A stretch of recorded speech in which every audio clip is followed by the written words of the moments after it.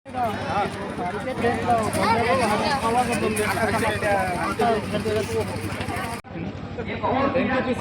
द्वारा जो है डबरा क्षेत्र में शिक्षा के क्षेत्र में कुछ मदद की गई है क्या? विकासखंड डबरा में एनटीपीसी के द्वारा आज तक किसी भी प्रकार की कोई काम नहीं की गई है। आसपास की स्कूलों में 3-4 दिन पहले इसकी जानकारी ली गई है। तो किस तरह से जरूरत महसूस की जा रही है किसी हिसाब से?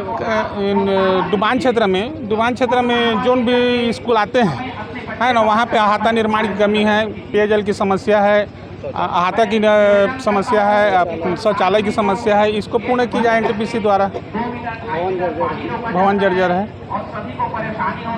वर्ष 22-23 में 315 करोड़, वर्ष 21-22 में 356 करोड़, वर्ष 20-21 में 418 करोड़ देना इनके द्वारा अपने एनटीपीसी के वेबसाइट में बताया गया है। मेरे द्वारा इनको मांग किया गया कि आपने लगभग हर साल 400 करोड़ के लगभग अपना सीएसआर मद में, सीएसआर मद है क्या?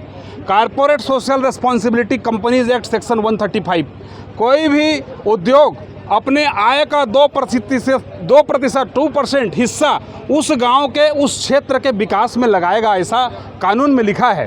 तो इन्होंने 315 करोड़ जिस साल खर्चा किया, मान लीजिए वहाँ पर 50 गुना यानी 2% इनको खर्चा करना है।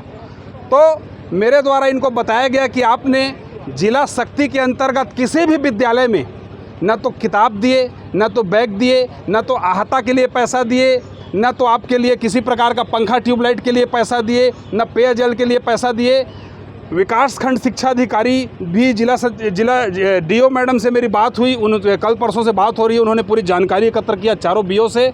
बीओ साहब ने भी अपना इस बात को सही होना बताया कि डबरा तहसील में एनटीपीसी द्वारा इस 400 करोड़ रुपया में से 1 रुपया भी किसी भी विद्यालय में न अहाता के लिए, न बिजली पंखा के लिए, न बैग के लिए, न कंप्यूटर के लिए 1 रुपया नहीं देना इनके द्वारा बताया गया, मेरे द्वारा बताया गया।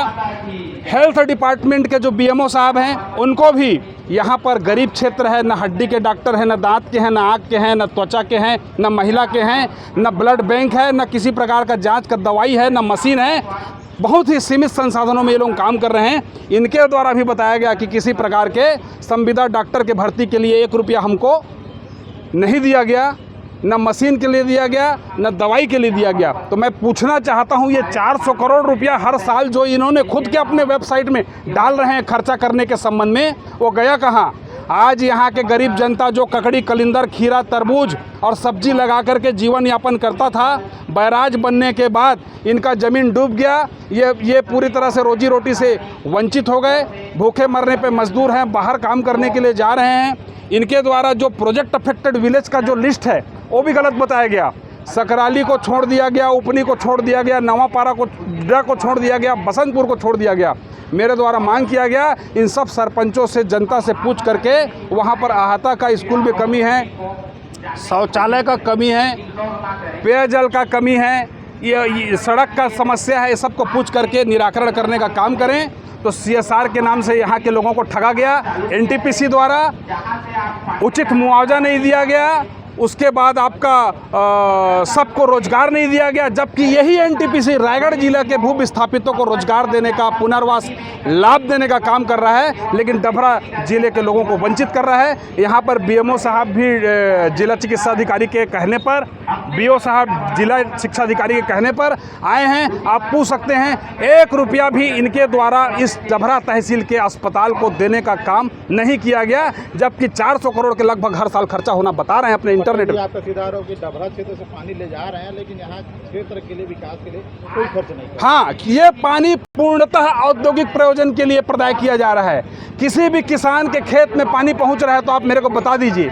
90 गांव को सिंचाई परियोजना इस बैराज से प्राप्त होगा, हम सुनते 10 साल से सुन रहे हैं। तो किसी को इसने जो है खेत के लिए पानी देने का काम नहीं किया गया, निस्तारी तालाब के लिए पानी देने का काम नहीं किया गया, पेयजल के लिए पानी देने का काम नहीं किया गया, केवल औद्योगिक प्रयोजन के लिए पानी दे रहे हैं। तो यहाँ के लोगों का, जिनका ज़मीन डूबा, वो रोजगार के लिए पात्र हैं, उचित मुआवजा के लिए पात्र हैं। यहाँ का क्षेत्र प्रोजेक्ट अफेक्टेड एरिया के नियरेस्ट हॉस्पिटल, स्कूल, ये भी उस CSR मद से राशि प्राप्त करने के अधिकारी हैं। आज जन सुनवाई में क्या आपका क्या आरोप है? क्या आज की जन सुनवाई तो नियम विरुद्ध हो रहा है। इनका मिटकान कंसल्टेंसी ने डाटा छुपाया है।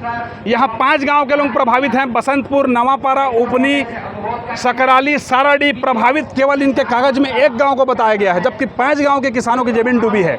CSR का खर्चा कागजी है, हम 4000 को नौकरी देंगे, अस्पताल को विकास करेंगे। अरे तुमने 10 साल में विकास नहीं किया तो और आगे क्या करोगे विकास से? BO साहब और CMO BMO साहब से पूछ लीजिए, 1 रुपया भी इनके द्वारा 400 करोड़ के बजट से देने का काम नहीं किया गया। एक बार पूछ, ऐसा नहीं दिया नहीं।